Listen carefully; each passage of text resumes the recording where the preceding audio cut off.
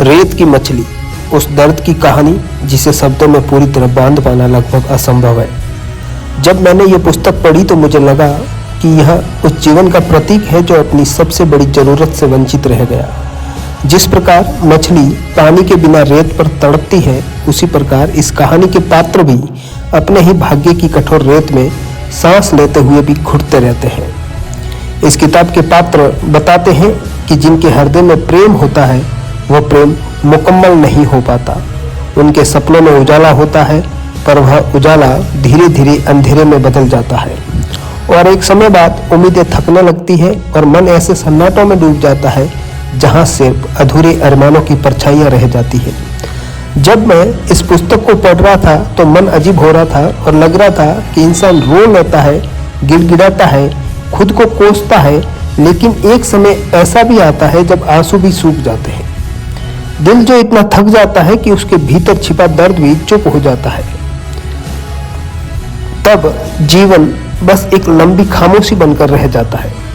इस कहानी का पात्र मुझे बताता है कि इंसान की सबसे बड़ी पीड़ा वह होती है जब उसका प्रेम, उसका सपना और उसका संसार उससे दूर हो जाता है। यह हृदय विदारक घटना जैसा प्रतीत होता है, मानो ऐसा लगता है कि उसका जीवन भी उस रेत में पड़ी मछली जैसा हो जाता है जो जी तो रही थी, पर हर सांस में उसे असहनीय पीड़ा तड़प हो रही थी, जिसे जीने के लिए संसार ही नहीं मिला जिसकी उसे सबसे अधिक आवश्यकता थी। जिस प्रकार मछली पानी के बिना रेत पर तड़पती है, उसी प्रकार इस कहानी के पात्र भी अपने ही भाग्य और परिस्थितियों के बीच सांस लेते हुए भी भीतर से मरते रहते हैं। यह किताब इसलिए भी खास हो जाती है कि पात्र जिनकी आंखों में सपने होते हैं, पर वह सपना धीरे धीरे रेत की तरह बिखर जाता है।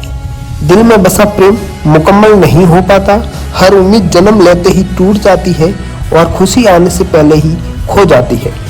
मन में एक ऐसी खामोशी वाली पीड़ा अपना घर बसा लेती है जिसे कोई देख नहीं पाता। बाहर से जीवन चलता रहता है, लेकिन भीतर एक ऐसा खालीपन फैल जाता है जहां सिर्फ यादें, अधूरे सपने, टूटते हुए अरमान और टूटे हुए सपनों की आवाज गूंजती रहती है। रेत की मछली पढ़ते पढ़ते इतना समझ गया कि सबसे बड़ी त्रासदी मौत नहीं होती, बल्कि वह जीवन होता है जिसे इंसान हर दिन टूटते हुए भी जीने को मजबूर होता है। कभी कभी इंसान जी तो लेता है, पर उसका दिल उसी दिन मर जाता है जिस दिन उसके सपने, उसका प्रेम और उसका अपना संसार उससे छीन जाता है।